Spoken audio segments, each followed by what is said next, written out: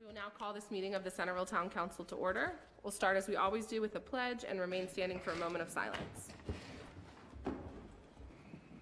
Pledge allegiance to the flag of the United States of America and to the republic for which it stands, one nation, under God, indivisible, with liberty and justice for all.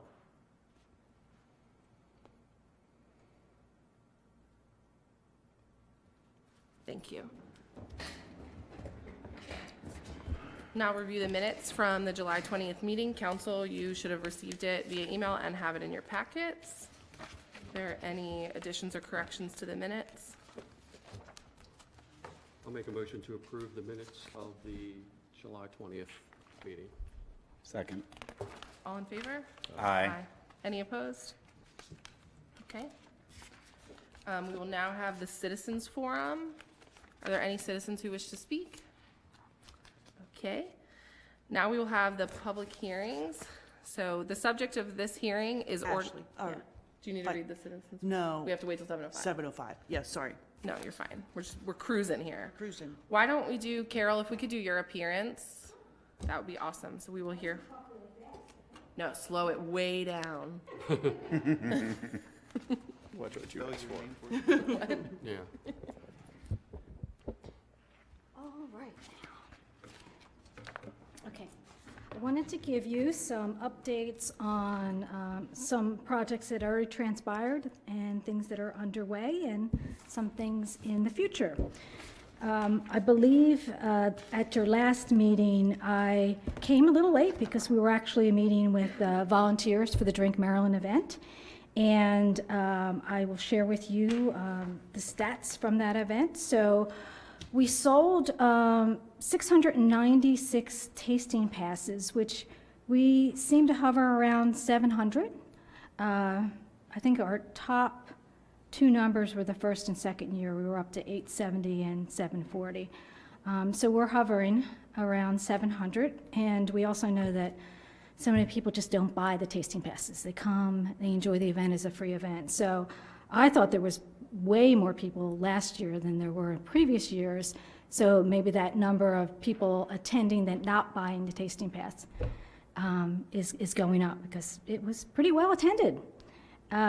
We had 54 on-site participants, which was also another big high. So we had 37 artisans, food vendors, and corporate sponsor tables, and then 17 alcohol vendors. We raised $5,850. So that was also, so we're almost to 6,000. That's also a new high for that event.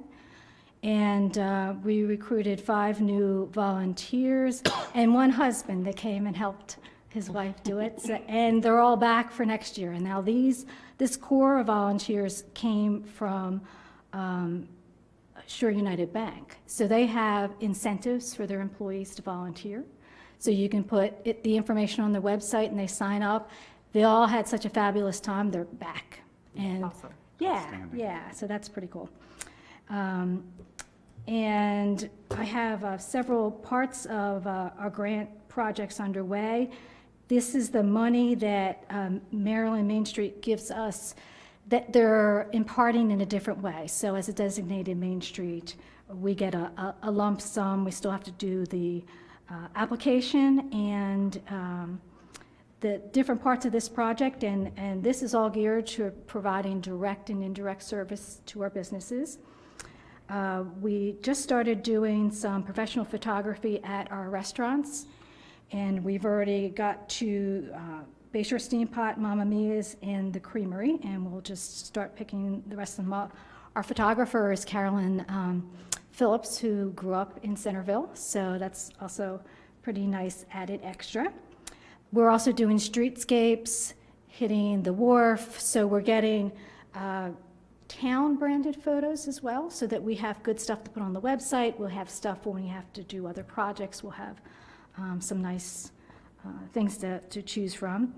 I've secured a content writer who will help me do more.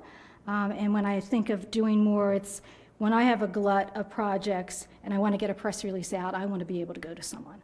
So She just finished an article on the Y, which we'll distribute as a press release. We've coordinated with the Y, and their communications person basically said that all their work is going to be geared towards the ribbon cutting, and we're free to do what we want, so we'll get that information out. That copy will then be repurposed in the circular. So we're taking everything that is being presented and the work that the writer is doing, and then we'll repurpose it in the circular as well, and then it'll become posts on the Facebook page. She's also working on a Small Business Saturday promotion, which is always killer because it comes at a time where it's pretty crazy. We get materials from American Express, but we don't do much else. So she's going to create a promotion that will ultimately then roll into the holiday giving campaign. So she's working on that. We've also secured a social media contractor who thankfully is going to do a consistent campaign on our e-gift card program. So it's out there, but we're not doing a good job of getting it promoted, and we still have bonus card money for that. So she is working on that, and then she's going to be working with the content writer to make sure that any of their information, because people could be using the gift cards for the holidays, that we basically leverage both of these contractors. Carol, quick Yes. question. The gift cards, can you remind us when they expire, if they do? Is there a certain? So that's the fun part of it. You have to try really hard. Okay. Because say you have a $50 gift card, you use $10 in the creamery, you forget you have money left over, and then a month later or 2 months later, you spend a little money at Western Auto, the clock starts ticking again. It has to be like 12 consecutive months. Okay, Yeah, so it's good to know. yeah, Thank it's you. nice. Sorry to because- interrupt you. No, because that's kind of one of the great assets of it, because we all have gift cards that we put aside and then we have no idea what it is. And the contractors that you have, are they going to have access to post directly from your Facebook page? No, they're Okay. going to give me the copy. I'm going to proofread and post the copy myself. So it'll be done outside of it. Perfect. Centreville Day is coming up, October 28th. We are already receiving applications and corporate sponsorship inquiries on that. And having that application material online has been, I don't even have to tell them anymore. They just sort of go there themselves.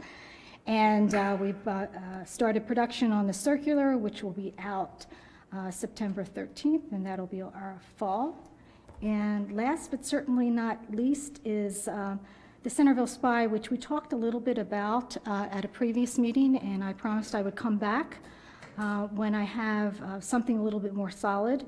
Again, this part of is also coming out of grant money.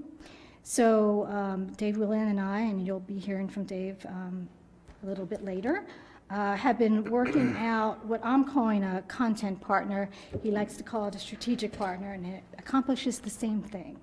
So basically, Main Street will become a sponsor of the Spy, and in turn, our businesses would get deeply discounted advertising. I do want them to pay for something because I'm of the mind that it's really my responsibility, I think, to encourage our businesses to be mindful that they need to advertise and put something in the budget for that. So, but it'll be deeply discounted in comparison to other folks who are buying advertising in the Spy.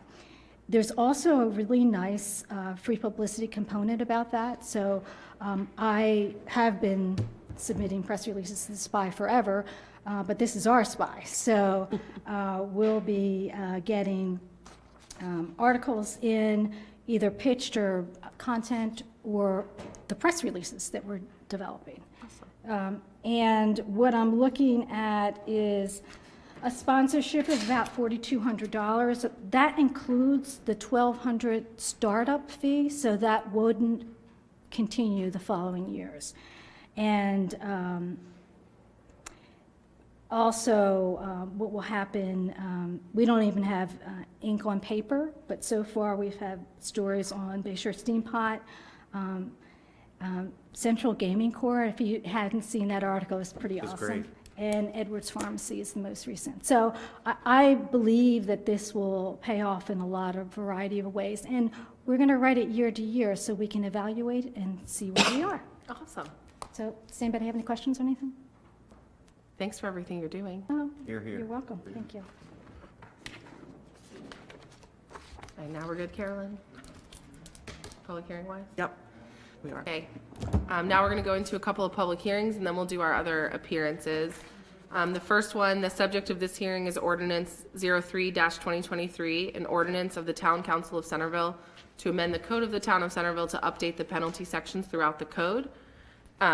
Just to refresh everyone's memory, these two bills really sort of need to go together, but it's initially to clean up the code and then have infraction and fine amounts defined for different ways that one could violate the code. In the current code, it's basically someone's discretion up to $1,000 regardless of what someone does wrong, and would be crazy to be charged like $1,000 for misstoring your trash can. So this gives a little more clarity so that people can read the code and see what, you know, the infractions, how they're classed, and then the other one is how they would be fined. I will now call Carolyn Brinkley, Town Clerk, to present evidence of the published notice of this hearing. Certificate of Publication, State of Maryland, County of Queen Anne's. This is to certify that the annex legal advertisement has been published in the July 30, 2023 Star Democrat, Ordinance 03-2023. All right, we will first hear from all those in favor of proposed ordinance 03-2023, and then hear from those opposed. Please keep all comments to 3 minutes. You are welcome to provide written testimony to the town council as well. And then do you need to read or do we see if anyone signed up? There isn't anybody. Right. Since there's no one here to speak, does anyone want to speak now? Okay, great. The town council will consider all comments presented this evening before making a final decision. Do I hear a motion to adjourn this hearing? So moved. Second? Second. All in favor? Aye. I now declare this hearing adjourned. And I have to read this again? Well, the next one. Oh, yeah. Okay, the subject of this hearing is Ordinance 04-2023, an ordinance of the Town Council of Centreville amending the Town of Centreville zoning ordinance, which is Chapter 170 of the Code of the Town of Centreville. Wait, is that right? Okay. To allow electronic message centers as a permitted use for governmental and institutional uses in specified non-residential zones and subject to additional standards for such signs. I will now call on Councilmember Johnson to provide background on Ordinance 04-2023. I think it's just worth stressing that we all up here have been in agreement that we did not want to see a Times Square-esque town of Centreville. So I think that was kind of a foundational assumption as we went into discussions about this possible legislation. I'm pleased to report that we have a favorable recommendation from the Planning Commission, as is documented as part of our packet here. And the crux is really, I'm just going to read basically what's in the resolution, that the town of Centreville will allow electronic message centers in non-residentially zoned areas outside of the central business district. So that's important to note, where the same or more intense zoning exists across the street, subject to compliance with the additional standards contained herein. And so as an example of one such location that would be in compliance once this is passed, if passed, would be, of course, the American Legion. So that's, I think, it in a nutshell. Great. I will now call Carolyn Brinkley, Town Clerk, to present evidence of the published notice of this hearing. Certificate of Publication, State of Maryland. This is to certify that the annex legal advertisement has been published in the Star Democrat 7/30/2023, Ordinance 04-2023. Thank you. We will first hear from all those in favor of proposed ordinance 04-2023 and then from those opposed. Please keep all comments to 3 minutes. You're welcome to provide written testimony to the town council as well. Is anyone signed up on this one? Okay, if there's anyone who wishes to speak on this, I'm genuinely surprised here that no one is here. I actually am, yes. The Centreville Town Council will consider all comments. We did receive at least one written comment on this presented before making a final decision regarding proposed ordinance 04-2023. Do I hear a motion to adjourn this hearing? Motion to adjourn. Second. All in favor? Aye. I now declare this hearing adjourned. All right, we can go back to appearances. Do you want to come up for the Centreville Spy? You're up. Hi. Nice to meet you all. Nice to meet you. Thank you for allowing me to give you a little bit of an introduction to the SPY. I just thought I could very quickly summarize what we've been doing for the last 14 years.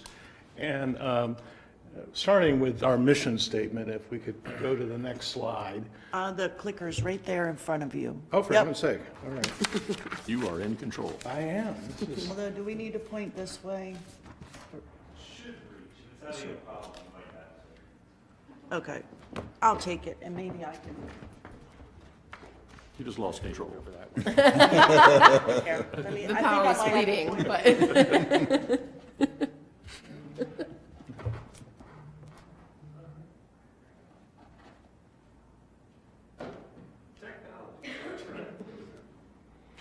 Technology, I'll tell you. I'll bet it's operator error. Oh, there you go. And we'll go to that second one. The suspense. I love the logo. I got to say that. Yeah. I might as well start as we get through this.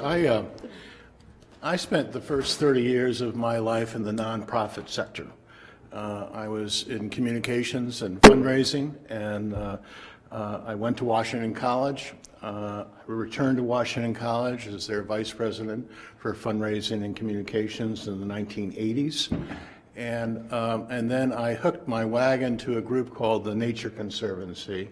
And for a young man, I had a remarkable experience of being assigned the entire western region of the United States, from Alaska to Hawaii to New Mexico, doing land conservation. And it was a phenomenal experience. And then I joined a spin-off of the Nature Conservancy called the Trust for Public Land. And in that case, I switched gears and moved into urban conservation, primarily in the Los Angeles area, believe it or not. And then eventually I was attracted to a project at the University of California at Berkeley. While I'm not formally connected to the arts, I was attracted to a project by the university that would put a $125 million museum and art center in a particularly blighted downtown. This was a really once-in-a-lifetime opportunity. And that started in 2005, and by 2008, when the budget was announced, that project had grown to $250 million, unfortunately. And that announcement came in October of 2008. So that was right in the middle of the 2008 recession. And the project blew up, I blew up, and after 30 years of doing this, I decided I wanted to do something different. And so I took my small severance pay and I went to a small town outside of San Francisco, about an hour and a half, which in many ways does remind me of the Eastern Shore. It takes a long time to get there. But it also was the epicenter, I thought, of some really interesting startup companies in this small rural area, which had an agricultural base. And believe it or not, this community, which is probably metro 2,000 people, there were 2 weekly newspapers. People would line up on Wednesdays to get both of them. And I knew I wanted to take something back to the Eastern Shore, where I purchased a small cottage in Chestertown, knowing that I would eventually return there for retirement. And I started the Chestertown Spy as at the time, and I think you all have experienced it here, 2008 was an incredible time of development for the Eastern Shore. And what I learned in my experience is these were kind of sophisticated issues. These were not easy issues that you could pick up without an intentional effort by local media to explain issues to people. And so I'm sure you all know, as we go to the second slide, the first newspaper apparently on the Eastern Shore was the Chestertown Spy, 1793. And it was kind of an inside joke, but I thought it was great, because if you look at that original newspaper, it had all the things that I loved. I mean, it had art, it had culture, it was also called the Apollo, it brought up philosophy in this, remarkably small community. And what I don't tell people is it only survived for about a year and a half. But this was kind of started as a lemonade stand of a business. And because I knew Chestertown, I knew I had a supportive community, and we started in March of 2009. And it worked. It was a remarkable moment in technology where you could merge the internet with multimedia. And so for the first time, for example, people really could hear what their mayor sounded like, or a town council person. And that kind of power was influential in my decision to make this a nonprofit, education-based media program. Project, I think is the term. And for the first 2 years, it was astonishing the number of people who were watching and were contributing. And I think in many ways it projected back to the community what they knew all along the community was. Maybe not the community that was particularly documented in the Kent County News, and that included arts and culture and a certain amount of sophistication that I think people were really enjoying to see on a daily basis. In 2011, I took this template and I went to another community that I knew well because of my work with Washington College, and we started the Talbot Spy.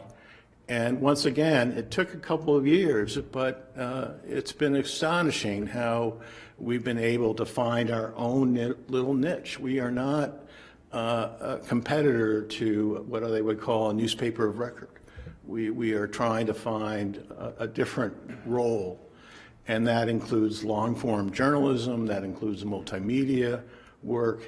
And again, the three parts of the Spy are focused on public affairs, the arts, and culture. We don't do sports, we don't do crime, we don't do legal notices, we don't do classifieds, and yet we still have an audience. And I think that gives you a sense of how important it is for people to know things about their community in a digestible form. And that satisfied me for some time, but I was also attracted by the challenges in Cambridge. I think we all know Cambridge is quite different from the other communities that are on the midshore. And, back in LA, they used to say, well, LA's got the best problems in America. And Cambridge has the best problems on the Eastern Shore. They are so challenged on so many levels that I felt that they needed something like a Spy to help. And we started 2 years ago. It is, again, finding its own niche in a difficult community. And then maybe 4 or 5 months ago, I came to the determination that Centreville should be next. And this is not an effort to build a media empire as much as to really focus on the midshore, which we all know historically has been a power center in Maryland for 3 centuries. This is why we've always been able to be successful, is we collectively find the muscle to fight battles in Annapolis that are important to us. And if we go to the next slide, again, this is what I want to focus on. So in the area of public affairs, which is a very broad category, we do have local government, but we also have health and education and the environment. and also local commentary, which I'm glad to get into, but this is where I'm trying to open up a safe place for people to debate issues. And that's hard to do, but at the end of the day, I feel like we have a completely balanced scope of political spectrum that is generated by the communities themselves. And I think it's been very healthy for that community. I also believe that we have a unique arts community on the Midshore. That arts community generally does not have boundaries. So it really is trying to capture all the enormous stuff that's going on the Midshore, which is really incredible when you combine it all together. And then regional culture, which is probably my greatest interest, which is this broad category, but really what it's about quality of life. And it's about the history of our area. It is about philosophy. It's about gardening. It's about food, all the things that make the Midshore special. And so if we go to the next slide, this is how we do it. I am the publisher, the editor of the SPY, but I work with approximately 20 freelance writers. And I also have an editor in Chestertown. We all get stipends. They're embarrassingly low. But I think in many ways that's what keeps this going, is we do not have a lot of overhead. And so, we all know what happens with news organizations these days. It's tough, and yet this model works. In 2014, I made the decision to be a partner with the Midshore Community Foundation. That opened the door. I used to be a no-profit business, and now we are able to say that we're a nonprofit, and that opened up individual donors, particularly from our readership, and that's how we've been able to sustain ourselves. I do not have a governing board. If the SPY does not fulfill its mission to the satisfaction of the Midshore Community Foundation, they will withdraw that partnership. And so it does keep us centered on our mission. But I also believe that, again, it's a matter of how we use our time, and this is the most efficient way that we can get our work done.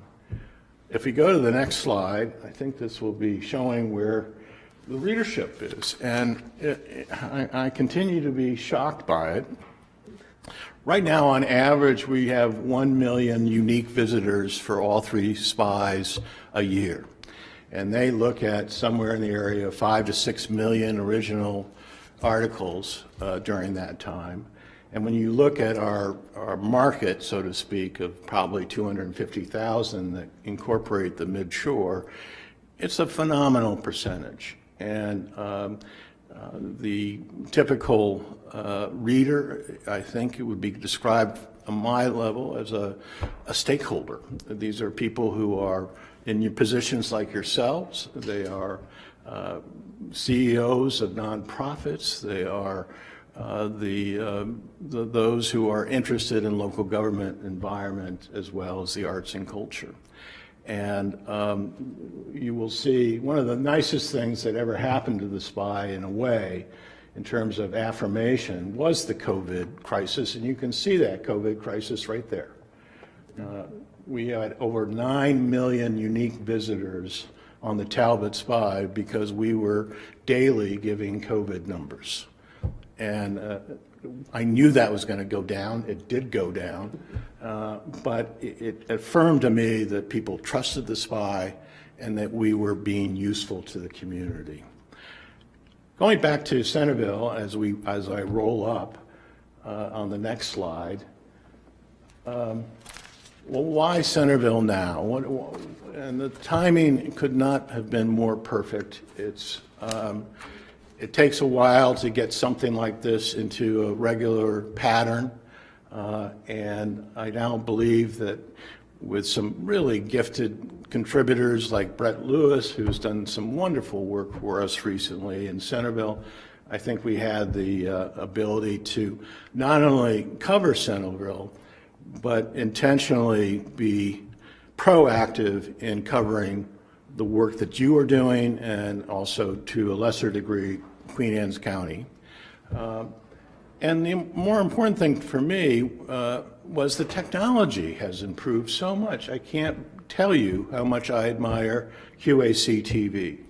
If there were Emmys that go out to public television services, this would be #1 in my book. And so every week we can see with high quality definition the work that you're doing, and through that and through the use of things like artificial intelligence, I can take a 3-hour meeting and understand what the key elements are and then go from there in terms of how to communicate with the community. The other thing that I think, I came to through Centreville my first time in 1974 when I started Washington College. I've known it forever. I think most people on the Midshore have always known Centreville, and they have a great affection for it, and they have a great sense of its history, and all that appealed to me. And I also felt, as I've seen in other communities, that even places like Centreville, which is continuing to grow and become much more sophisticated as a community, was losing coverage from legacy newspapers. There's a reason for that. I understand the business model that they are challenged with, but in many ways, I felt that there was a growing, what they would call news desert element here. And I felt like the SPY had the ability to fill some of that gap. And then finally, as I said before, I have great affection for this community. And one of the things that I would recommend to all of you, if you haven't read it, is Herbert Footner's Rivers of the Eastern Shore. And I'd like to close with a quote that he had in 1944 about Centreville. And I had date wrong in this slide, but Centreville is a Bowery town, unpretentious, wholly American in character, and therefore near and dear to its sons and daughters. The population is slowly shrinking, that's changed, but mechanical industry has not touched it. It has changed little since, say, 1875. When the world is too much with us, such a village takes a strong grip on the affections. It is the sort of place where boys and girls sing in the choir and Paul practices on the flute after supper. It is a pleasure to be here with you all, and I'd be glad to answer any questions you might have. We're just excited, I think, to have a Centreville SPY. I've enjoyed it so far. I've always read your other SPYs, so thank you for the work that you're doing. And, Centreville is the center of the Midshore, I would say. So It is. I think this is you all know more than I do, how you're growing, but when I heard that the Y was going to have space for 10,000 members, I knew that there was something afoot. And so it's been a pleasure to get to know the community. I look forward to knowing you all more. We spent a lot of time with council members. Again, because of our long-form format, I think we're able to go into issues. Like I think we're going to be trying in the fall to start talking about some of the challenges you have with ordinances. And so it's a fun moment for me.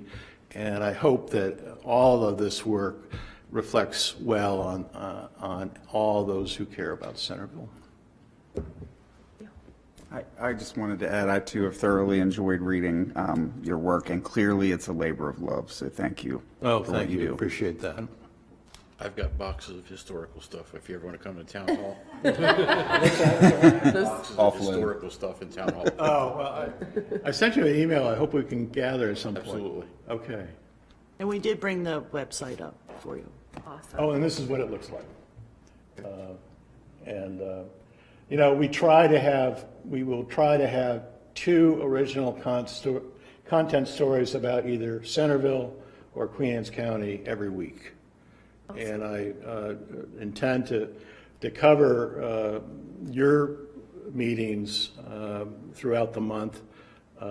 It's not to say that every time there's a meeting there will be news story related to it, but in general, I think you can count on us spending a lot of quality time. I was fascinated by the plastic ban conversations that you all have been having. It just seems like you, like other communities, are dealing with some really fundamental issues, and I look forward to seeing how you react to some of these things. Awesome, thank you. Thank you. Thank you, sir. Thank you. All right, next, we are going to hear from my favorite thing in Centreville, the Centreville Farmers Market. So Jennifer Moore, if you want to come up.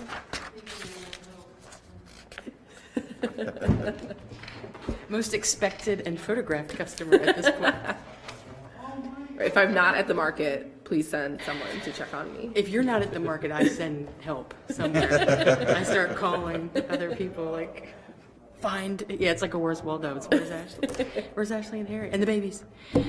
Good afternoon. Thanks for having us, the market. We wanted to give an update and just give you guys a sort of frank discussion about where we are and how things are going and that conversation tells you how things are going, hopefully. The market started May 7th of this season. It ends on November 12th with one final day to be Heck with the Malls. We'll be having a holiday market on Heck with the Malls, as well as one in November. Right now, we are pleased to let you know that the market is growing. And we started out with an average of anywhere between, say, 8 and 12, 8 and 14 vendors on a weekly basis on Lawyers Row. And we started a family day, which is the last Sunday of each month. That family day has turned into a lot of drop-ins signing up for the market. So I'm happy to tell you that we're now averaging 15 to 18 vendors on a Sunday, every single Sunday now. The family day we started, the first one was in July, and that almost immediately tripled the people that came to the market on that particular day, bringing their kids, doing face painting. We had the market vendors try to do as much as they could to make it a child's vendor experience, so that when the kids come to the market, they could actually experience shopping at the market.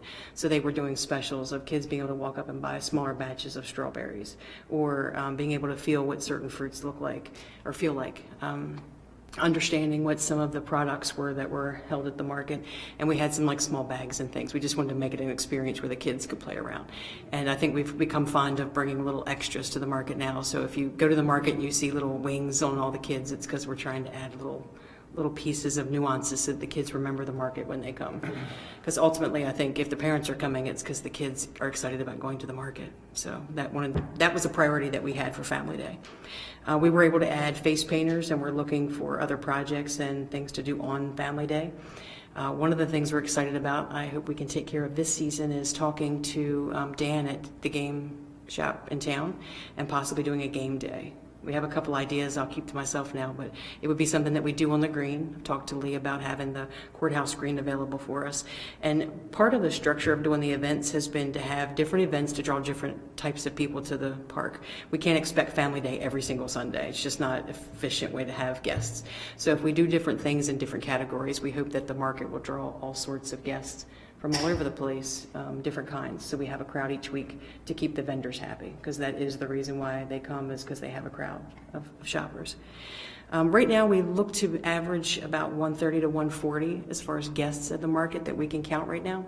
We ask each of the vendors who are there to fill out a small form for us that helps us understand as close to they can, what they make each week, and how many customers they have. Now, that's not an exact number, but that's a round number for us. Those numbers help us apply for grants when we need to, so we can actually tell people how much we think the market is making based on those rough figures. On a family day, because it's so large, it's about $3,500 right now on average. So it's a pretty good number for the vendors to be taking home. We started this season with a new outline for how we have vendors come in. So we have a full-time slot, which is someone who signs up for the entire season, start to finish. We have a part-time slot, which is the vendors picking half of that season any day they want to come. Some like to skip the summer hot months and then come in the cool spring and the cool fall. Some stay all year long.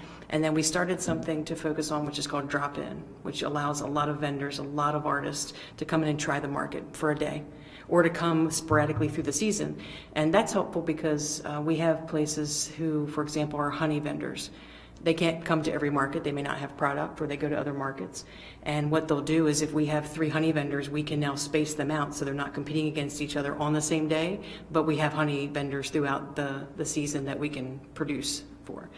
That works also for our egg vendors. Some of our cheese, and if we have a beef vendor who comes in. So the drop-ins really help us display the vendors properly and to keep the equity there with regard to how they make money when they're there as well.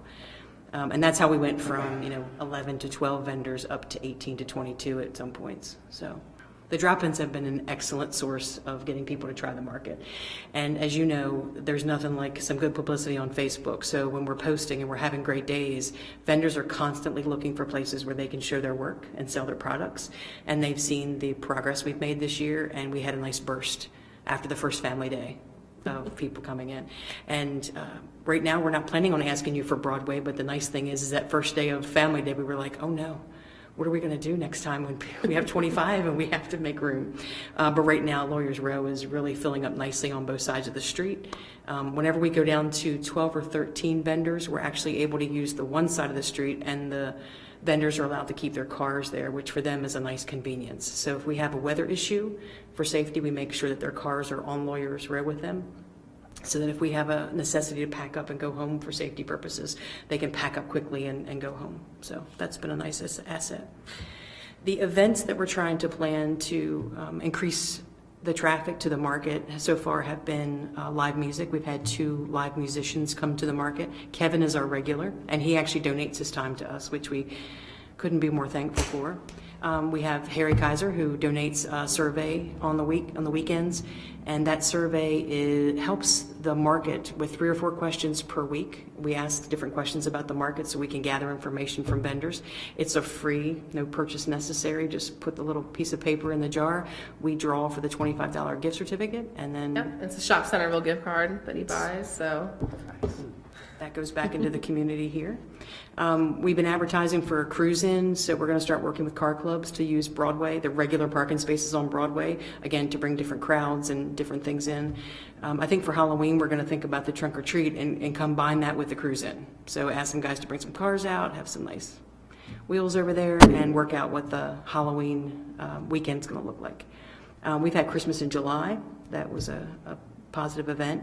We're working with Dan for game day.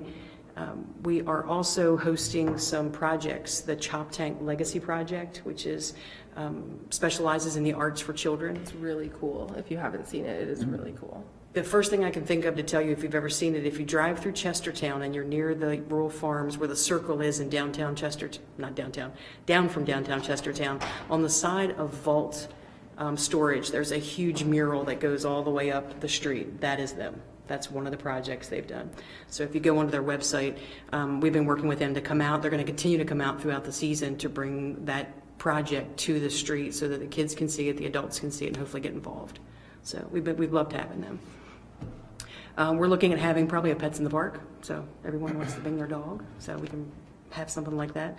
The face painters have joined us, and we're looking to have Churchill Theater on the green in the fall. So they're going to bring the Green Room Gang out and work on some kind of presentation on the green. And we're probably going to do that as the market ends, so we can bring the crowd in, enjoy the market, and then as it ends, so the noise is lower, we can have an hour or so with the Green Room Gang or some kind of musical. You got a Green Room Gang member in the audience that had a big smile on her face when you said that, Jennifer. Good. And we are excited. We tried that last year, but a huge storm blew through, actually, I think that weekend. That was the weekend that we had that planned, on top of it being like 1,000 degrees.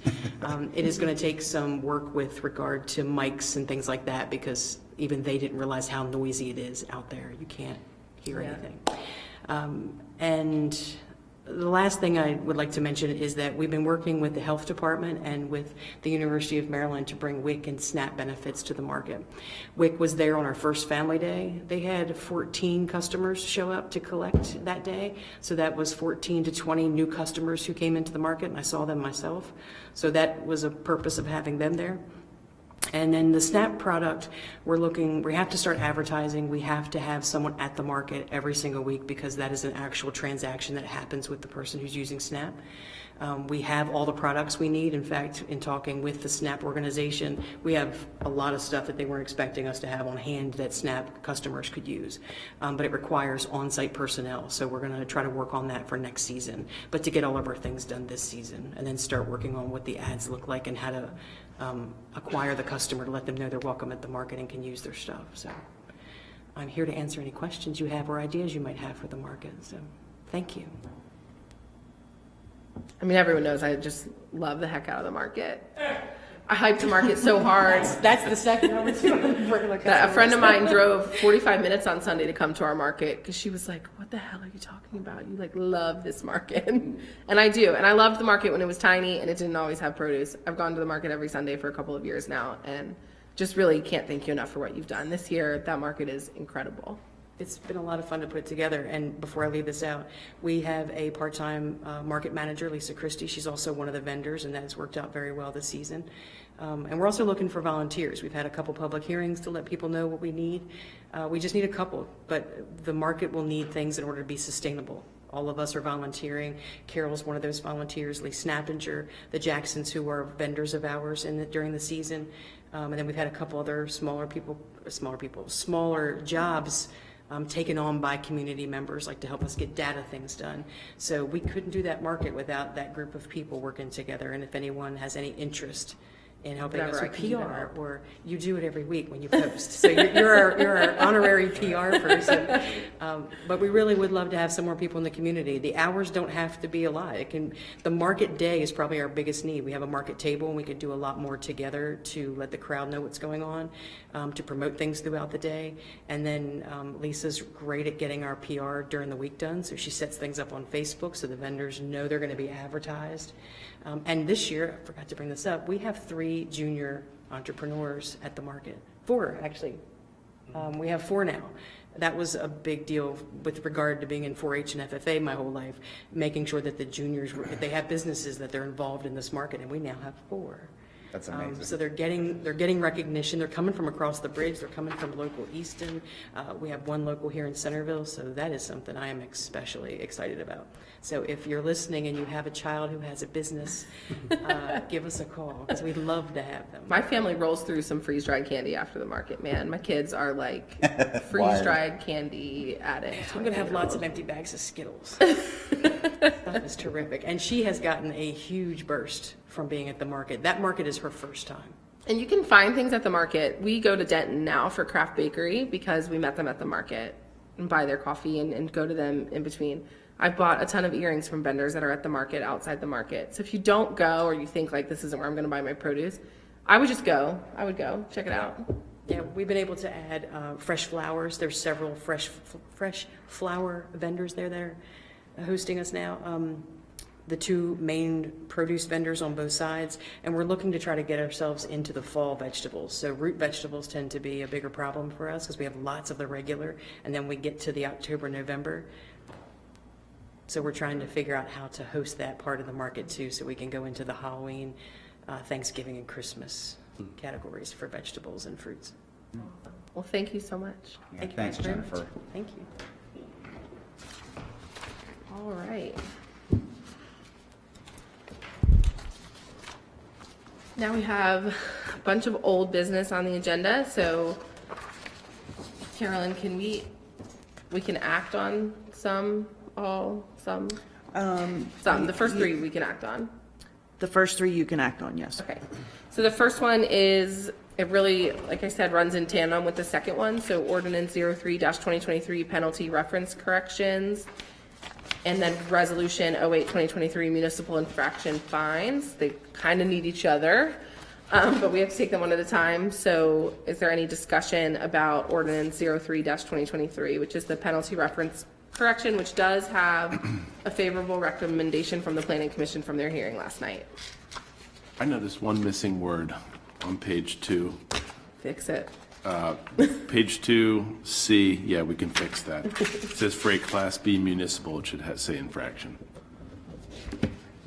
Infraction after municipal? Is that Yeah. what you're Oh, I saying? see where, That matches with all the other. in the second to similar last line, I can Yeah, fix that. in the ordinance language. in the ordinance language, okay. I move approval of ordinance 03/2023 as amended. Second. Okay, all those in favor? Oh, we have to do a roll call vote, right, Carolyn? Sorry. Yes. I have my handy dandy papers now. Councilmember Beecham? Yes. Councilmember Johnson? Yes. Vice President Kaiser? Yes. Councilmember Worth? Yes. Okay, I would also move approval of Resolution 08-2023 municipal infraction fines. I'll second that. all right. Any further discussion? Okay, Carolyn? Councilmember Beecham? Yes. Councilmember Johnson? Yes. Vice President Kaiser? Yes. Councilmember Worth? Yes. All right. The next one is ordinance 04-2023, chapter 170, electronic signs. This is its second reading, and we can act on this. I'd like to make a motion that we approve ordinance 04-2023, chapter 170, electronic signs. I'll second that. Okay, any further discussion? All right. Councilmember Beecham? Approve. Councilmember Johnson? Approved as well. Vice President Kaiser? Yes. Councilmember Worth? Yes. All right. The next one, which we cannot act on, right, we will have a public hearing first, is ordinance 05-2023, chapter 170, indoor agriculture, and this is its second reading. Sponsors, council members Johnson and Worth, anything you want to talk about here? Go ahead, Dan. There was some discussion, well, actually, there was quite a bit of discussion about this last night at the planning commission meeting, and they have tabled the motion until tabled the consideration of this ordinance until their next meeting. So I believe that meeting will be the day before we have a scheduled public hearing. It'll be the 20th when they meet, and then It we will be have the 20th, and then, yes, this would be considered. The public hearing is public scheduled for the hearing. 21st. Right. Okay. All right, any other discussion on ordinance 05-2023? Okay, now we have some new business. A little surprised to see the first one of these on the agenda since Council President Klein is not here, but it's ordinance 06-2023 related to the preserve.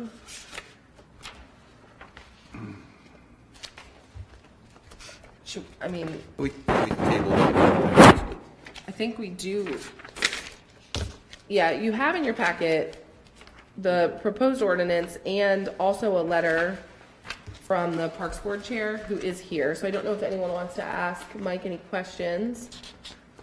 But I know when something happens right around my house, I would prefer the council wait until I'm present. It's not like Steve misses many meetings, so. Well, first reading is just a formality, so, I mean, Everyone good with just waiting on discussing it until, yeah.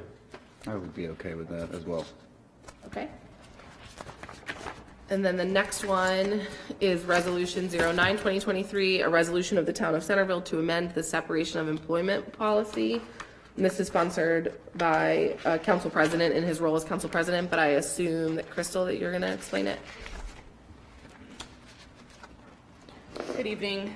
I know that was it the last council meeting? I believe, yes, where there was the discussion regarding the social media policy and incorporating upon, separation, that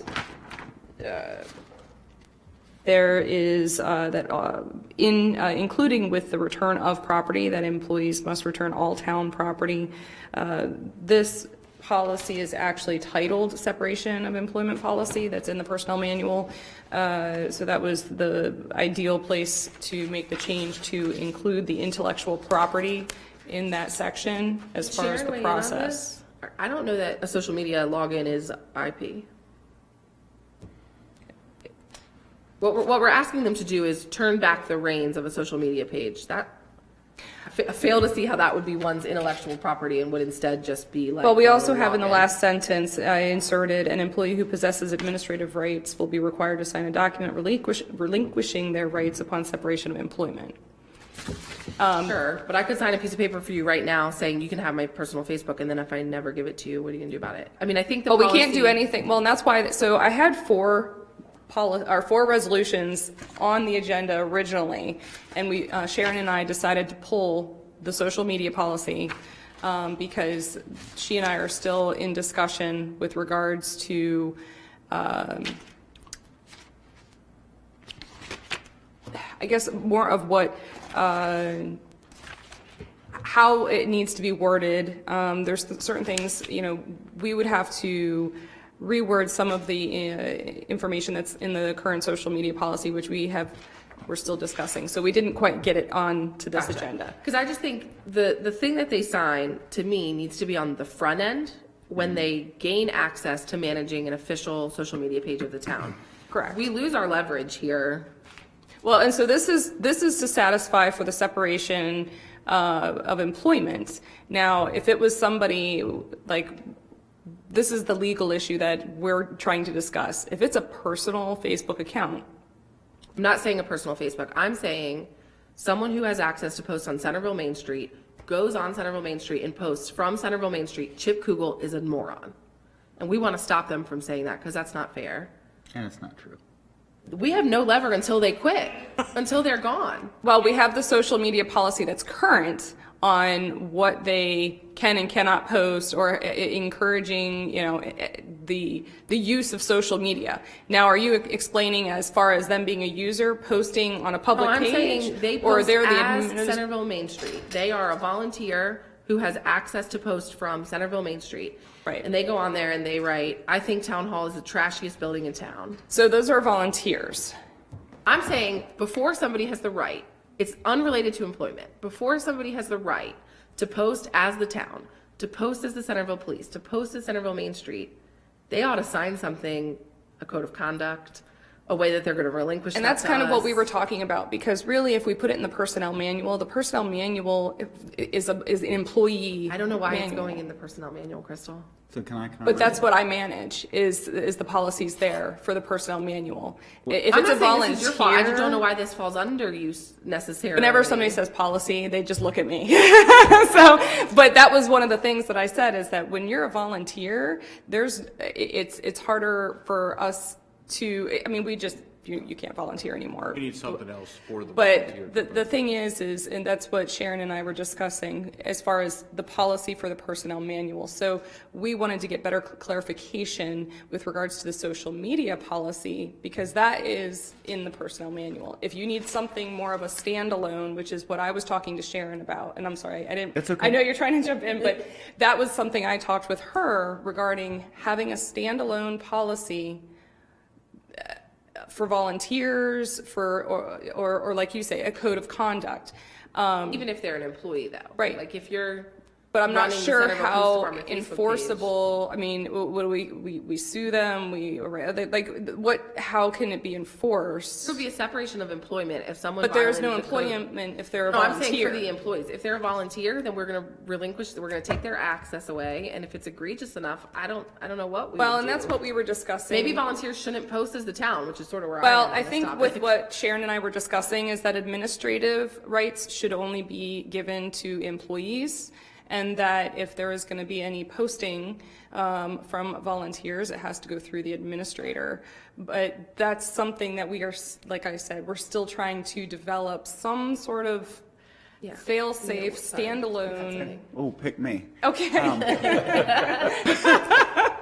So what I'm hearing is from Council Vice President Kaiser, we need to have something on the front end that says these are the rules of engagement going into it. And then clearly there should be a separation checklist item that says, okay, so on the way out, this is what you need to do, Well, what you need to know. Is that? But here's the thing, though. When you're saying separation, that's an employment. So I have a very real life example that I hate to drag out publicly, but we're just going to do it. During a bad snow event, one town Facebook page, accurately, the Centreville Police Department, this is a couple years ago, posted, "Stay home, the roads aren't safe, it's a state of emergency, stay home. And Centreville Main Street said, restaurants are open, get yourself out of the house and go to Mamma Mia's. So there was no communication. You can walk. So like, you know, Right. so to me, and when this happened, I did text the town manager, like, mixed messages. Right. Should I stay home? Should I go out? Like, mixed messages, understanding that the audience for our Facebook pages don't live in incorporated Centreville. Right. And I think that is more of a so I do think there's like some code of conduct involved of like, perhaps on things such as weather events and state of emergencies, people get their news on that from the police. Well, and I think it's not more of a from the procedural standpoint versus code of conduct. It's more of just procedurally, if there is inclement weather, any communication to public is only going to be posted here. Right, and this From is like issue light, that. right? Like, who cares, right? It's fine. No, but I mean, I get what you're But saying. I'm more worried about the like disgruntled employee example that decides Right. they're gonna, you know, burn this thing down. And I think the question that I had for Sharon with this, it wasn't really a question. It was just more of like, well, if you're thinking of Centreville Main Street, none of the only staff person is Carol D'Agostino, you know, paid by the town. Main Street runs themselves. So can I jump in for 1 second? Yeah. So I have had this conversation, Carol and I have had this conversation. Yeah. And I think Chief Hobbs, and I'm sure several other people have had this conversation too. Where Carol and I have talked about is that it should be somewhere, and I'm talking employees, not necessarily volunteers. Right. That it should be in, and I don't know if it is yet or not, that it should be in a policy that if we do have a town run, whether it's Centreville Police Department, Main Street, that there needs to be at least 2 employees who are Correct. administrators on that. So if one leaves, the other one can knock them off of. I mean, something bad could happen to someone, and then Exactly. we're like emailing Meta begging for the keys Right. to our Facebook back.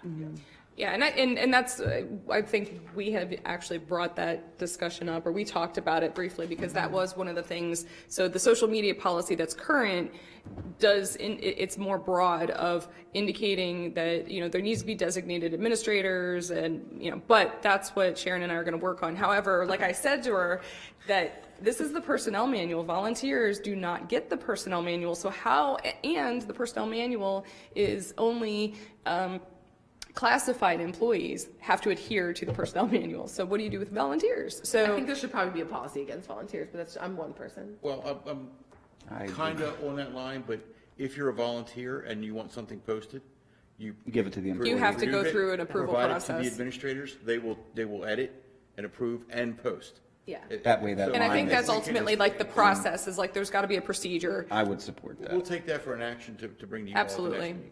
So that's why we didn't have. What the if this social is media. changed? Because this doesn't, like, because this is an attract version, so. So- Is all but the words intellectual property in that last sentence in the current personnel manual? Do you really want us to do this, or do you just want us to wait? I mean, how do you want us to do this? Well, so, and that was, yeah. So the way that I'm updating policies in the personnel manual is based on the section of the manual, because it's so much easier to do it that way. So the only change is under J7, return of property. And what was added in there was the intellectual property, as well as That last the sentence. last sentence. An employee who possesses administrative rights will be required to sign a document relinquishing their rights upon a separation of employment. Now, this is only for the separation of employment part. Yes. So Yeah. I just wanted to make sure that we had that in Volunteer there. part's Based Carol's on the problem, not last yours. council meeting, when, you know, council discussed that as far as separation procedures, that you had wanted it included in there as far as work property, intellectual Yeah. property. So if you would prefer that I put work property or, I it think was work product, probably, and Work I defer product, to thank the you. council, but Instead I of feel like work product intellectual probably gets us property. a little closer than IP. I mean, if the town staff are coming up with like really cool stuff, yes, we want to own it too. But, but I think it's really So work products. product. So I can certainly put that in there instead. You know, I so- appreciate all your work on this. Oh, I no, know that's- you're, you know, a one-woman show, and so. Yeah. Yes, but I love this stuff. So this is what, it just takes a little bit of time to get it out there, but it'll happen. But I can certainly amend the intellectual property with work product.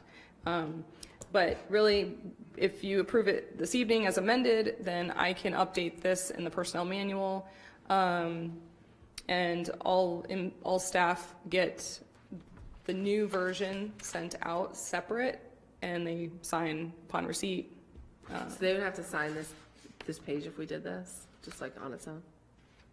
This creates a lot of work for you, is my question. Yeah. That she loves it. So what I do is I email it out to everybody. I email it to everyone, and then I attach also an acknowledgement of receipt of the information above with the date change, and they just have to sign and return it to me. So because this applies to a very small subset, I mean, the work product thing, a little shocking, it wasn't in there already, but maybe that's worth doing this for. The administrative rights thing, you got like 4 people to talk to. You just do that ad hoc. Because this is what's going to happen. My conversation with Sharon, because I'm constantly having to review the personnel manual, look at all of our policies, and update accordingly, you're going to be seeing a lot more resolutions coming through, because that's the process that Sharon has advised me that is the best way to track all of our policy changes. Fair enough. Okay, because I was just trying to get at, would it be better to pass this if we wanted to, and then make it effective at the next edition, so that you don't have to like, here's this, and now this, and now this. Could we make it effective at is there an annual signing of the handbook? Or a quarterly update? No, People don't sign it annually, only when it changes? only when they're onboarded and they're new hires, and then if there's changes that are made. But it's only the section, so that's why I changed the format of the personnel manual, so that everything was broken up by sections, so that way and right now everything is digital, so they'll get it. And everyone has email now, right? Yes. And so also I adjusted the format so that at the top of every section we'll have the approved date, revised date, the resolution number, and any forms that are associated with that policy. Very cool. So this is a resolution, so we can't act on it now, right? So we'll entertain a motion on this if anyone has one. I'd like to make a motion to approve this as presented, noting the correction that you right. made. Oh, yes. The work That product. one word addition. Work products instead of intellectual property. Yes. Is there a second? I'll second. All right, any more discussion? All right, Carolyn, papers are coming in handy. Councilmember Beecham. Yes. Councilmember Johnson. Yes. Vice President Kaiser. Yes. Councilmember Worth. Yes. All right, so we have another one of these, and this is you also? Yeah. Okay, so this one is Resolution 10-2023, a resolution of the Town of Centreville to amend the Department of Public Works uniform policy, sponsored by Council President or Council President in his capacity as Council President. Yes. Go ahead. So, see, you guys are going to see me more. I'm going to be coming out of the woodworks all of a sudden. So this policy actually was never in the personnel manual. It was always a standalone policy. Any standalone policy, I have to have all new employees that are within that department to sign acknowledgement of receipt whenever they start work. So this is to not only amend and update because the policy, it's to add it to the personnel manual officially. And it was just a departmental policy, which it still can be, but it's going to be in the personnel manual, and the applicability is going to be for the classified essential employees that are assigned to the Public Works Department and any part-time and temporary essential employees hired by the town assigned within that Department of Public Works. This is to establish the uniforms requirement, the maintenance, what's going to happen if they are separated. We've also incorporated or created a form so that when they're hired, Public Works, after I do all the onboarding on my part, they go to the department, and that department will have a checklist and signature spot for them once they receive their uniforms, equipment, whatever, so that upon separation, they will also have to sign that they have given those uniforms back. And we also have in here just to kind of help strengthen this policy and make it enforceable, that if none of those items are returned, then we can take action. So it'll come out of their paycheck or, so this policy is just for your review. If you have questions, if you want to approve it, it'll just get put into the personnel manual, and again, it will be sent around to all employees as an update to the manual. Makes sense to me. When we get further changes to the manual, could we get them in track changes version? Or no? Yes, Or you well, like because typing there's scratch? lots of track changes that may occur, but I can certainly do a Or you just first like a and a recap? final. Right. And that, yeah, I'll have to, because I did ask Sharon that with regards to the uniform policy. This one, there really was, We can at least get you a track change. I can definitely get you a track No, change. I just mean over, I don't. Yeah, no, I'm not absolutely. So thinking that about way you it can see it the for this one. changes I'm to just see saying, what as was things get old and what was weightier, new. Yeah. Like during the budget season, we talked a lot about maybe changing the way healthcare works. As things get Yes. weightier in the handbook, less about uniforms and keys and more about like truly the quality of life Bigger, for employees of absolutely. the town. It might help us to see. We're you working know, on those big ones. From to. Yeah, so what I'll do is I'll make sure that the section that I'm bringing to you, I'll include the track changes. I think the reason that I didn't do it this time is because I'm changing the format. Yeah. And so I didn't want to have all those track Or it's like changes on indent. there. Yeah, no worries. So I'll just make sure that at least whatever the actual meat of the words are changed, that they're tracked. Appreciate that. Absolutely. All right, we can entertain a motion on Resolution 10-2023, revised uniform policy.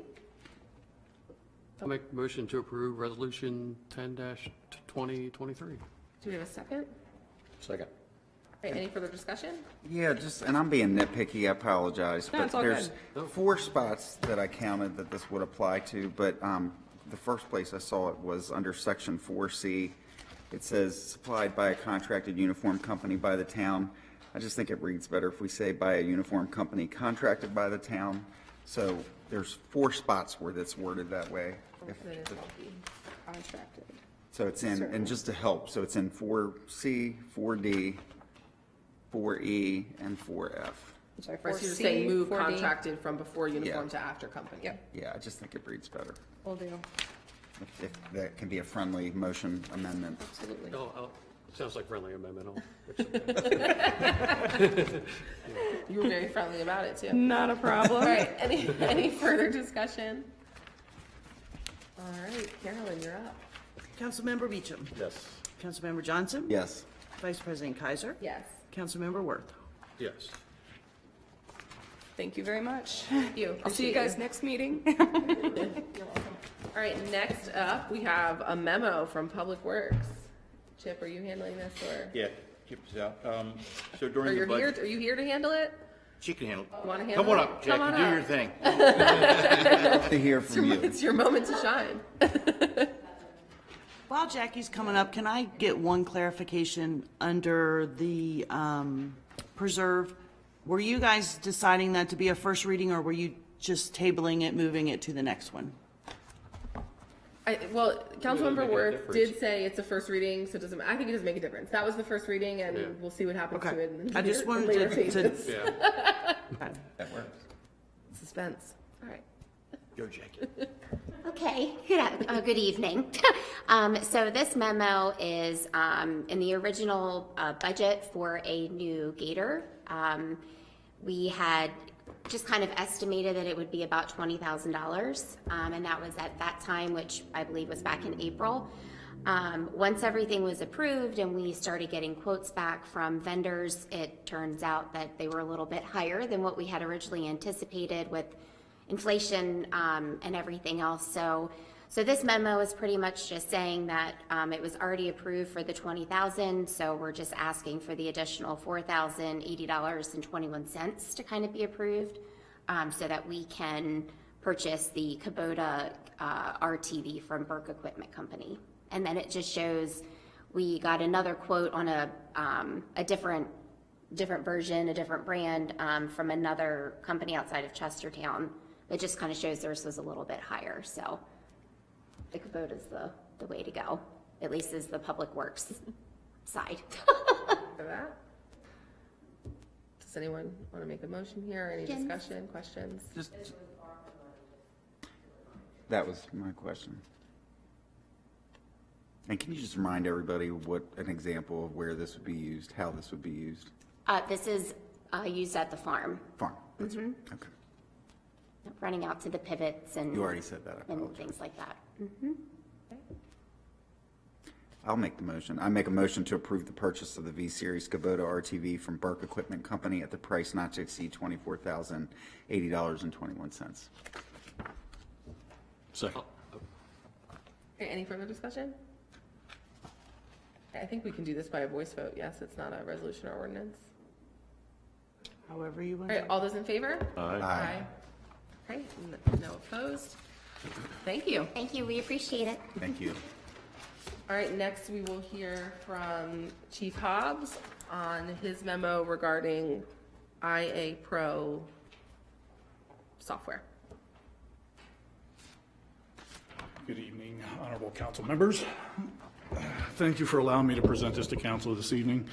I believe every council member has in their packet the memo dated August 17th, 2023 from me concerning operating budget encumbrances to FY24. If you allow me, I would like to read the memo out loud, not necessarily verbatim, but at least so our audience can understand what I'm requesting. So in this memo, it states that in fiscal year 2023 budget, the police department had approximately $99,000 in unused operating funds. The police department is respectfully requesting consideration to utilize $9,500 out of that remaining $99,000 to purchase software to manage and track generated complaints and compliments concerning police officers. The software in question that we wish to purchase is called IA Pro, and it has a subsidiary program called Public Portal. Together, those programs are $9,500, and that is what we're requesting. A brief summary of this software and what it entails is IA Pro and its companion program, Public Portal, will allow us to operate in this environment of high expectations as never before, with the best practices and proactive approaches fast becoming the norm across all organizational sizes. This software is in use by 1,000+ public safety agencies all over the nation. It can be uniquely tailored to fit our requirements with the Centreville Police Department for our professional standards and internal affairs staff. The program allows comprehensive case management, which assists in monitoring and reporting on compliments, complaints, along with other incidents that may indicate patterns of employee misconduct, behavior, or performance-related shortfalls. The software also provides in-depth support for any use of force, pursuits, and any other critical incident reporting. The one single most important thing that I noticed with the program and what it offers is its ability to alert command staff in advance of any issues that it sees, if left unchecked, could possibly put our community and or reputation of our agency at risk. And I noted on here, in these times with police accountability and transparency being at its highest, this will allow us to provide the data to federal and state agencies as requested annually, along with any other entities that request that data. So all the data would allowed us to have it collected in one general area under one records management system versus hand jamming files looking for certain specific items, whether it be in certain officers' files here or over here. This encapsulates it all into one program, so it's easier to access the data. Ultimately, the public portal portion of this software is something that we should be utilizing right now. The state has mandated that any complaints generated by the public, we need to have some type of public portal access for them to oversee the status of their complaint. Ultimately, what we have now is we have the ability for them to make the complaint via our website, the town's website, and we have to respond via email as that, hey, we've received your complaint, we're working on it. But the public portal will allow us to update the statuses on the computer, and it will immediately send it to their email or however they wish to receive it for every status update that we encounter. So it will allow us that.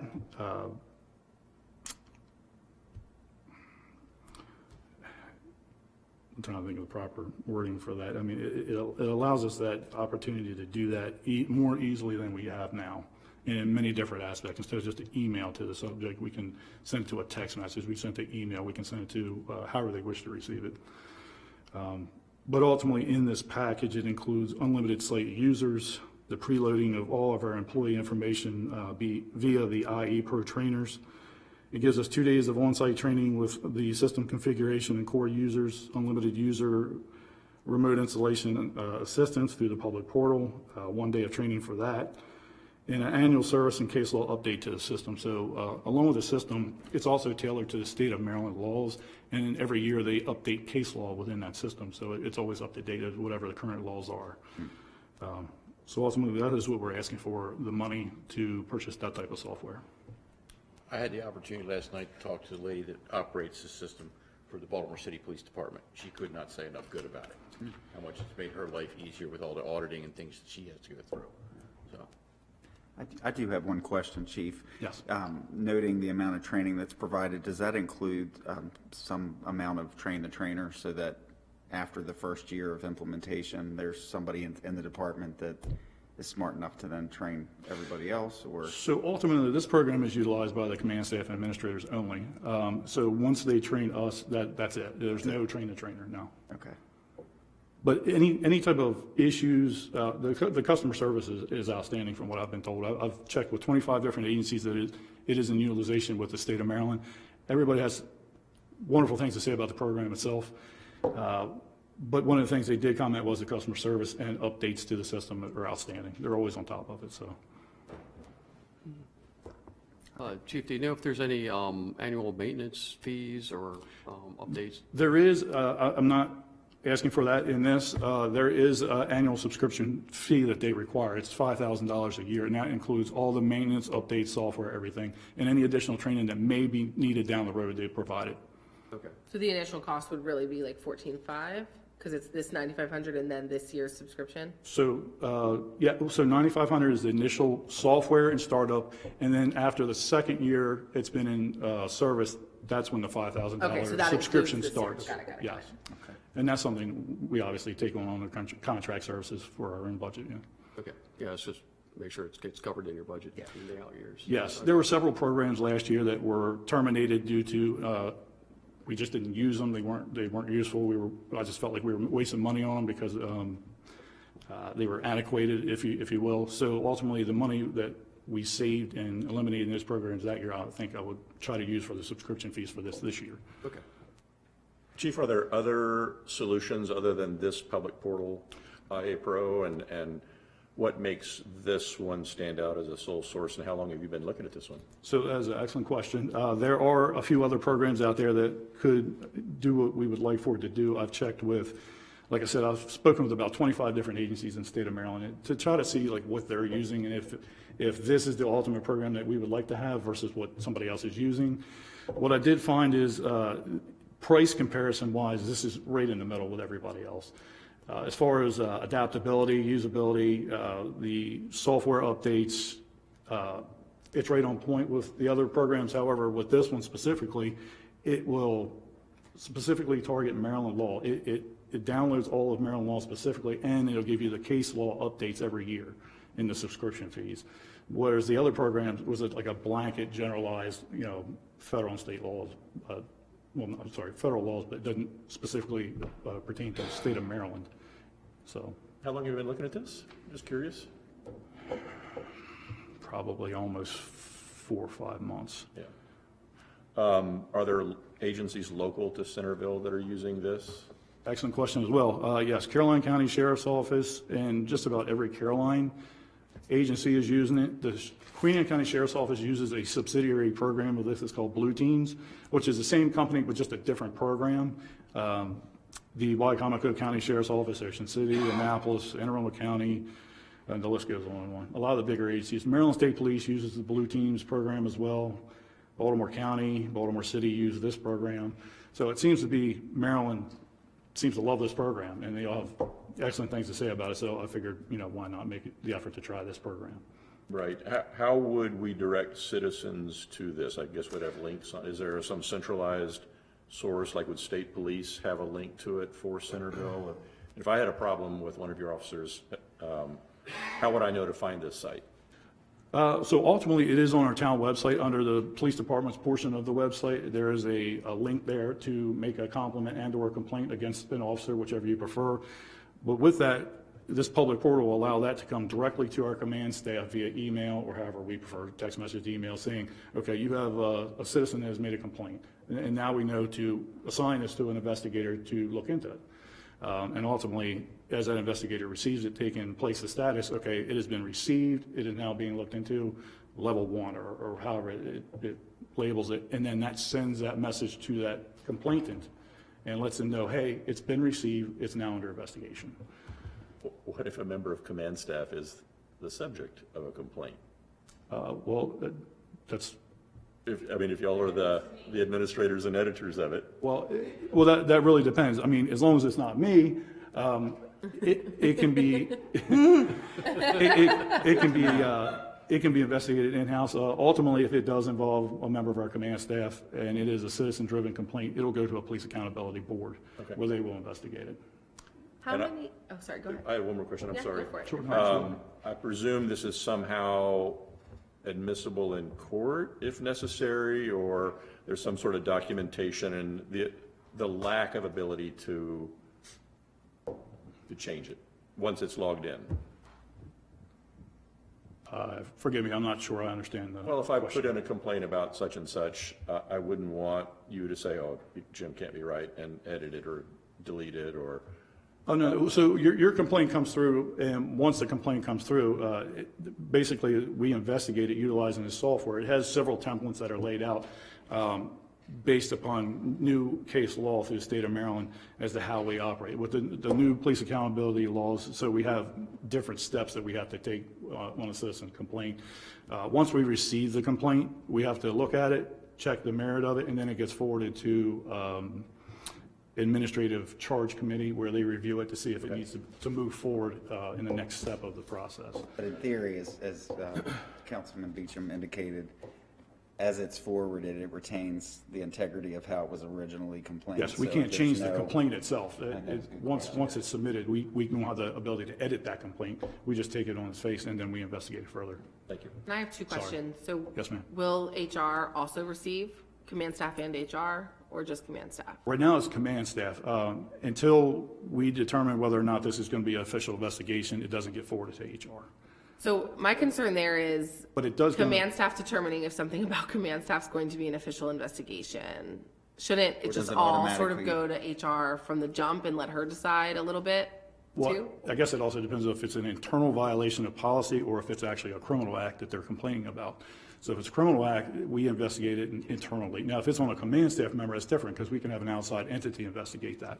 Now, if it's a citizen-driven complaint, it has to be a police accountability board that it goes to. So that's. Well, understanding that, but aren't there, while you're waiting for the PAB to do something, are there HR implications of like suspending someone or, you know, depending on the egregiousness of the? Yes. So under our policy, under Centreville Police Department, depending on what the complaint is and what the egregiousness of the complaint, they may have a suspension hearing, depending on whether it's with pay or without pay, depending on the actual violation in class.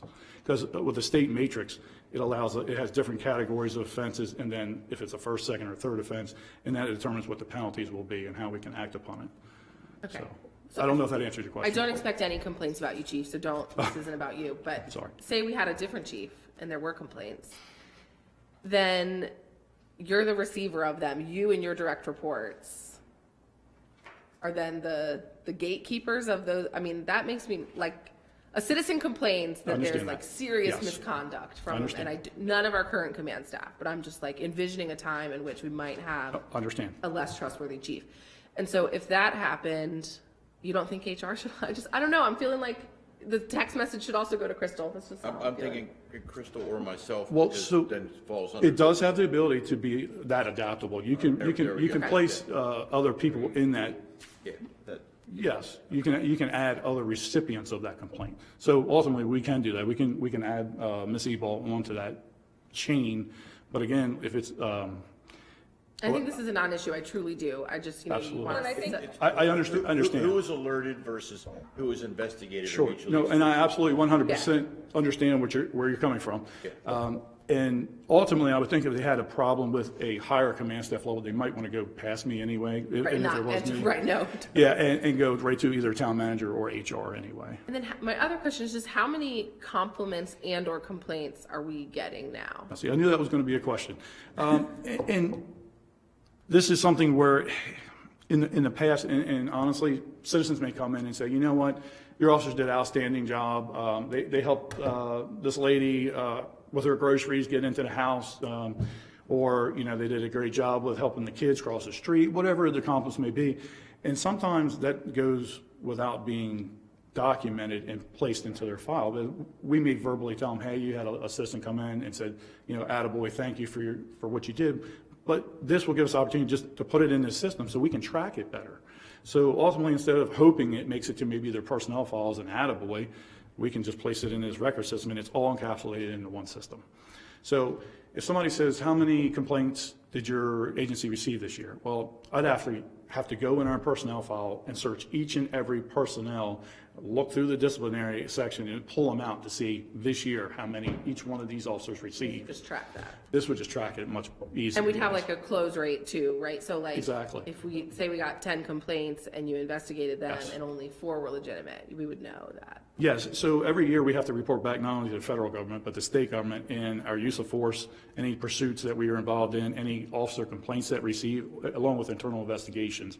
And honestly, it's been a headache trying to report back every single year to these agencies because we have to hand search all of these items and this data and provide it to these entities.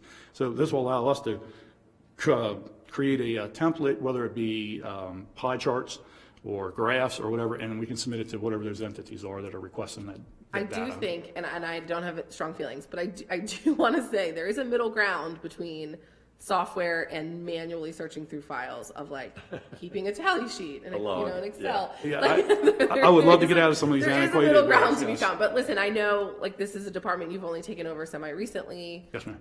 You're trying to get the supplies that you need. I got that. Right. I just. I'm very grateful. There is for a middle everything ground there. The council's done so And I far. couldn't say on a positive note, he and I are very good at communicating with each other with regards to any kind of personnel matters. We do check up on anything, we do pass on the information, so we do have a good communication relationship. No, I'm not suggesting that you don't. I want Oh, to be yeah. super clear. I'm saying if we spend 10 grand on some software, Yes. let's use it. Unlimited users, let's add Its some fullest capabilities, users. You know, absolutely. I think Chip makes sense because you are in the chain of command for the police. And he and I are actually working on trying to, because of the human capital management system that I have been working on building, it also houses personnel information. So, but the software he is presenting has so many other features that law enforcement have to use. So it's you know, but we're working to bridge, you know, those procedures. Particularly with the to do. oversight, the auditing is a huge plus. Yeah. And I've asked all the department heads, because you look at what are we doing day to day, and I've asked them to say, I'd like a list of all the reports that we have to do external to the town, to different agencies with the state, that we have to make sure that we're in compliance with, because it's fairly cumbersome. I have 2 quick questions. The first one, does this software have enough bandwidth to support the amount of feedback you get on Officer Beans? I hope so. I certainly hope it does. Important question. Excellent question. And Officer Beans is amazing, just for the Positive record. feedback, correct, okay, good. But in all seriousness, I think it would be helpful, and I'm hoping, I apologize for the levity. Outstanding It's question. late.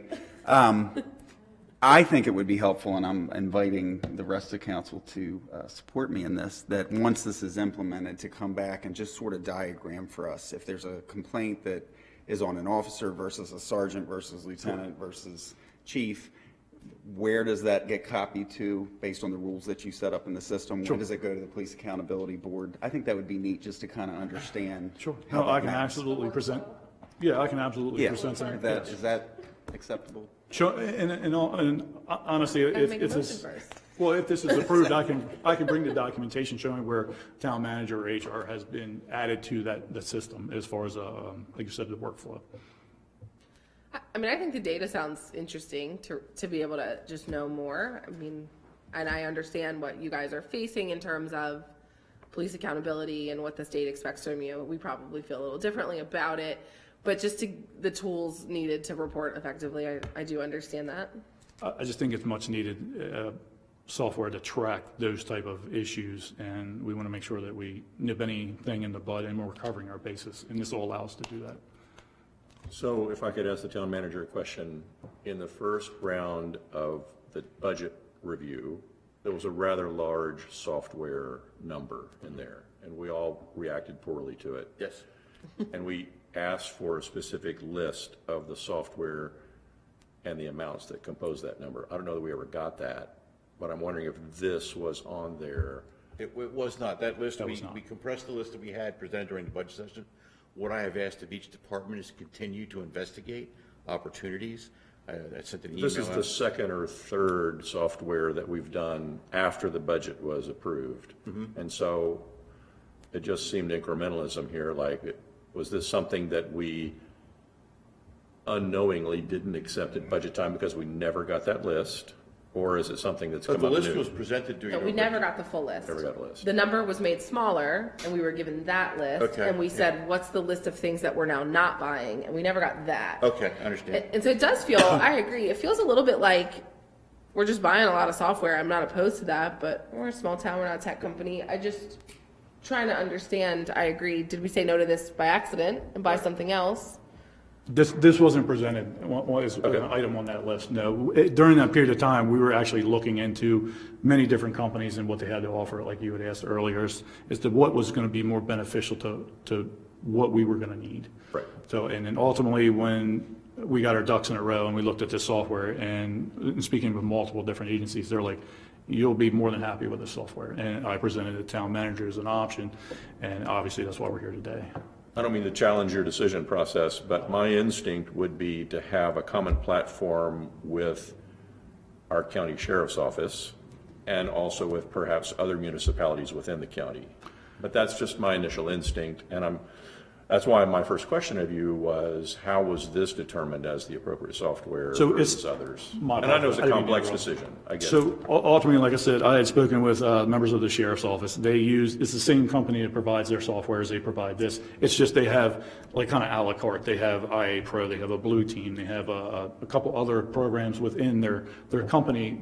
They chose to use Blue Team where it fitted their agency better than it would ours. IA Pro just happened to be more along the lines of what we would utilize or what we would need. And then they're a much larger agency than we are, so they chose a different program. So, I understand that things happen outside of budget season, but if we know we're investigating, and I'm supportive of this, let me just say that first, but if we know we're investigating the purchase of software during budget season, like, for me, I'd be down with some sort of placeholder in the budget that says we are still investigating what software we're going to buy, but we need, I mean, it just feels like somehow software is living outside of our normal processes. You know, we get memos about, I don't even know the difference between what we bought today and a Gator. I don't, Yeah. it just seems like this is also a capital expense. I mean, this is also a thing that we're buying. We have a first draft of a capital plan, so. Yeah, but that's Yeah. not, if I could finish what I was Yeah, saying. sure. So I'm just saying, like, if we know that we're asking staff to investigate software purchases, if I was involved in the next budget season, let's lay that out. Sure. And not just buy them once a month for the rest of the Makes year. makes perfect sense. One of the frustrations as we've been going through this, when we started it, last year before the budget session was, well, my frustration was, can I not find a municipal software suite that kind of covers soup to nuts, everything, and you can't. It's, well, this is a good ledger, this is good for this is good for this, and then we try to cross-correlate to see where are we getting the most bang for our buck. The one that we really wanted citywide, which naturally was the most expensive. Now, I sent something to you about that this week. It's $65K, but we found a grant that covers $50K. Now, that might be something we want to wait till next budget season to talk about, and I'm happy to do that. But we're trying to find out ways that our software was truly antiquated, and what you did was huge for town staff. It's how do we find that optimal set of tools that all the work we're putting in, we're particularly capturing the data. You know, what's in KIP's mind? What is our history? What's in the ground? Where are we invested? And where is all that data? So if something happens to somebody, what spreadsheet was that called? Where is that data? It's all captured, the ziptility thing we're doing. But we can do that for this next coming budget season. If we're still looking at opportunities, we'll have a list of stuff for you. You use the key word there, tools. I mean, this is, in a way, no different than the Kubota for Public Works. It's a tool that you need to use every day. Well, hopefully not every day. I mean, hopefully you get a compliment every single day. So I'll just let them as do it. they probably looked at Kubota versus John Deere or whomever, I'm sure you looked at others. And if there's such a memo available that you perhaps presented to the town manager saying, here's what I've looked at, here's why I like this over the others, I'd like to see that. Okay. I'm not questioning you, I just want to understand it and be able to defend you. Okay, no, absolutely. I appreciate that. Thank you. If you're willing to entertain one, I'm prepared to make a motion that we Sure. approve the IA Pro and Public Portal software in the amount of $9,500. And if I can offer a caveat to that, that like any system, that there's some sort of redundancy, so that if this did go down, Absolutely. the police department's still able to maintain visibility and tracking of these types of Absolutely. inputs. So they have a backup system that is a secure server. So like if anything happens, it's covered. Second the motion. All right, we can just do a voice vote on this too. All those in favor? Aye. Aye. Any opposed? Thank you, Chief. Thank you. All right, we have no correspondence, or do we have correspondence? Okay. Next, we will do reports of boards and commissions. Maryland Municipal League. Nothing to report this evening. Okay, Council of Governments. See, our next council of government meeting is September 13th, 6:30. I'm trying to remember where. It'll be in Queenstown. Oh, Queenstown, yes. All right, Economic Development. Just wanted to report, this is more of an informal matter, but relevant to us. Pat Fox is submitting an application to be on the county's Economic Development Advisory Board. I've submitted a letter of recommendation toward that. And so that'll help, I think, to have, based on her background, being on the Planning Commission, just a wealth of experience.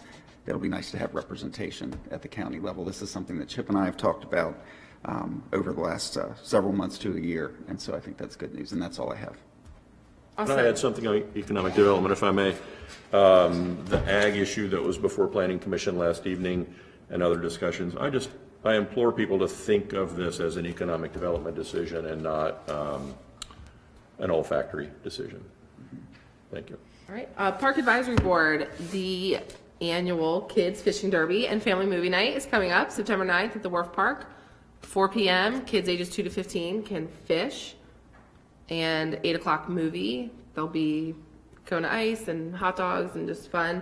There are some opportunities for council members to volunteer, should you so choose. I will be registering children who want to fish. The Parks Board is all volunteering, but they could use more volunteers. They seemed a little shocked when I was like, I can bring the clipboards and sit at register. I don't care. They would love more council involvement and volunteers and more council attendance. And I just think it's a really cool celebration of a really, really cool park. And the Parks Board and I went out there last week to sort of look at how we were going to set everything up. And that park was busy, truly busy in the evening. And it is when I take my kids there. And I just think a celebration of the work park is worth making time for. It is the same day as QAC Goes Purple. And so you can, 4 to 6 fishing, hit QAC Goes Purple at 6 and be back to see Puss in Boots, which I've never seen, so intriguing. But that's all I have for the Parks Board. And Chip, I assume you'll cover something Planning Commission E later without the council president on here? Yeah, I don't have any. I was at the reception last week. Yeah. Okay, moving on. Reports of department heads, town manager. So just a few things. Just before the meeting, I was made aware that Jerry Schramm, who was on the town council and at one time town council president during the mid-90s, passed away yesterday. So thought I'd mention that for his service to the town, so people that may have known him are aware. Our next plastic bag ban rollout meeting is on the 22nd, preparing how we're going to present this to the community, that hasn't heard about it, how we'll deal with the vendors and a number of other things. We're going through all the frequently asked questions now to get our heads around how do we get this done and ready for 1 January. The invitations to bid for the speed humps and the drinking water PER are out. We're waiting for those inputs come back. I sent you all a email about the cannabis law symposium that was last Thursday. A great deal of data.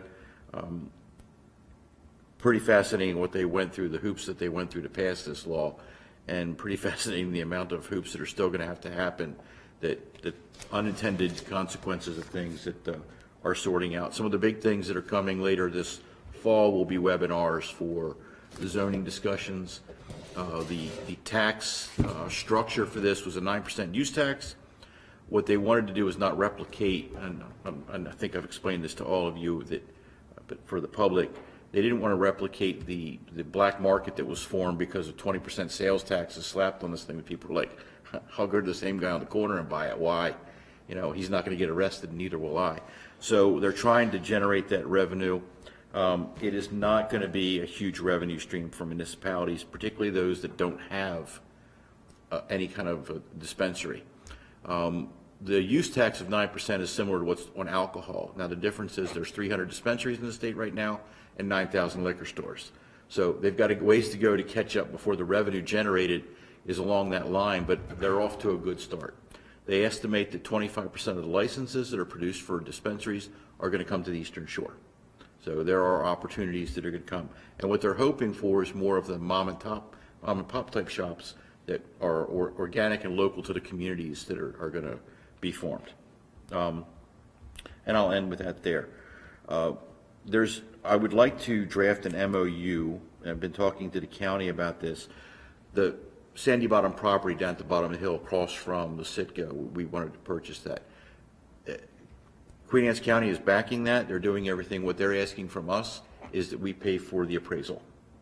That can be costly. So I'd like a sponsor. I'll draft the MOU and get it out to you for your consideration. If Eric, I'd love to help sponsor that. hear that. And then I've also told you about, just for general public, we again applied for federal funds. This is something Council Vice President Kaiser and I started last year in pushing for federal and state to kind of say, hey, you're paying other people. Hello, we're Centreville. Nice to meet you. And it looks like of the $4 million we proffered or asked for, we're in for $2 million to appropriations. Let's hope the federal government passes the budget. But if they do, we're in. That's right. That's right. So there's a few streets that are in dire need that this could cover. Last night I went to the HJM reception. They are our lobbying firm, and they have been Harris Jones Malone. And we're going to have a meeting to prep for the coming session on the first week of September to kind of start meeting. There was some people surprised about how well Centreville did last session. And we weren't, because we prepared. We had meetings. It wasn't just, hey, here, we'd like this. There were a lot of meetings beforehand, a lot of meetings after, a lot of meetings during session. We're going to do the same attack this year. And so we're going to start our prep in a couple weeks. And one of the emails I sent to all of you, I talked about the potential for October work sessions, the reorganization or the beginning of the legislative session, the first session in October, and then a work session, a regular session, a work session, and then the first session in November to kind of get the council and staff all in sync on what the goals and objectives will be for the next year, things that you may want to see in the budget, things that you won't particularly be keen to see in the budget, where we want to be, or where you really should be or choose to be as a group, to say here's kind of our approach to what we think would be important for the coming year. So I hope you'll consider that, and with that, that's all I have for this evening.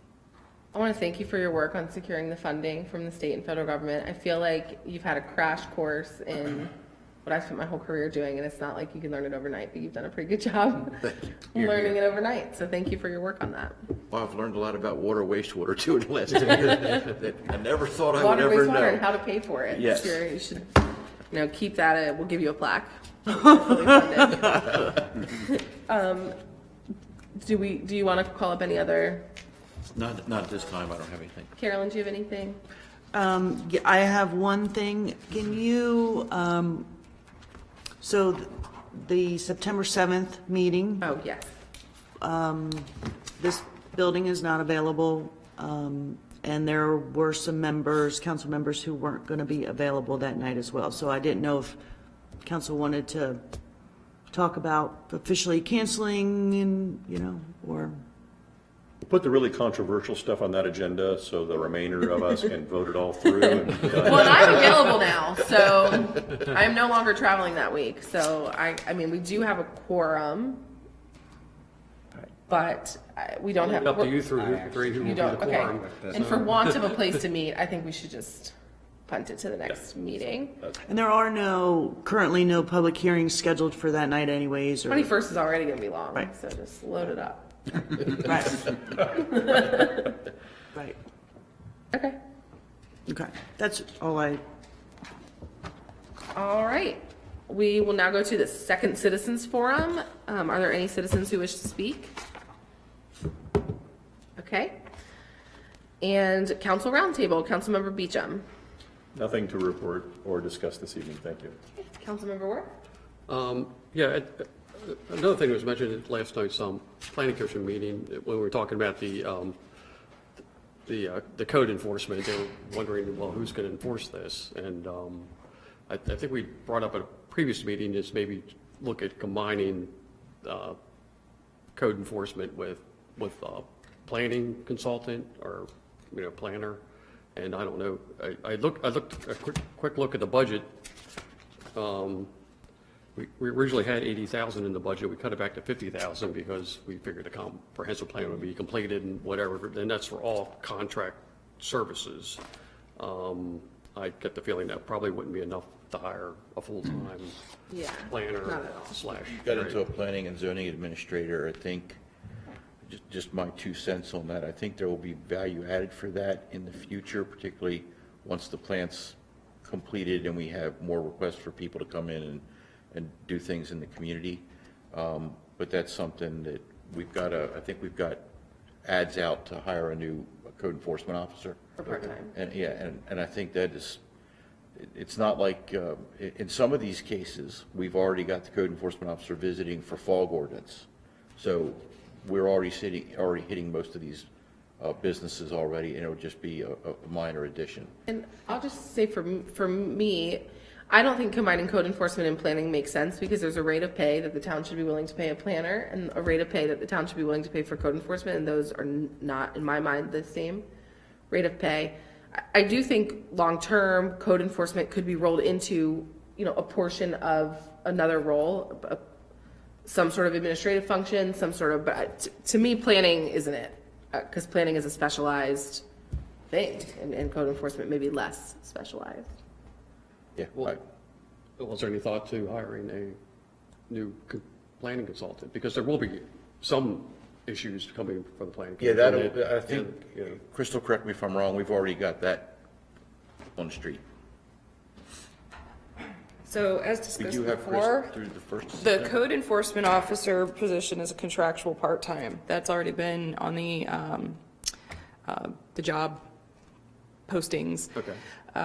With regards to the planner consultant, that is going to have to be, because it's not going to be an employee, it's like a paid contractor, so that's going to have to be RFP'd. So you'd have to submit an RFP to get consultants to, bid. So that process, I believe, was either going to be handled in the Public Works Department or I'm not sure exactly who's been assigned to that task. No, I've got it. Okay. So, Thank you. you're welcome. Anything else? Okay. Councilmember Johnson? So as I shared at our last meeting, we were launching at the time what we called the Centreville Christmas Committee to integrate, synchronize efforts around the holidays upcoming. We had our first meeting last month. Our next meeting will be Monday, August 28th at 7 p.m. at the Vincent Building We have changed our name to the Centreville Holiday Committee appropriately. We really do seek, and this is an open invitation for anybody that does anything to celebrate during the time of December to join forces. Something exciting that we're doing, and we'll have a more robust presentation at our next meeting, is to decide earlier than ever a theme for the holiday that would also be used for the Christmas parade. So we've been working with Carolyn and Wendy Martin, and at our meeting on the 28th, we will be finalizing what we believe will be the theme.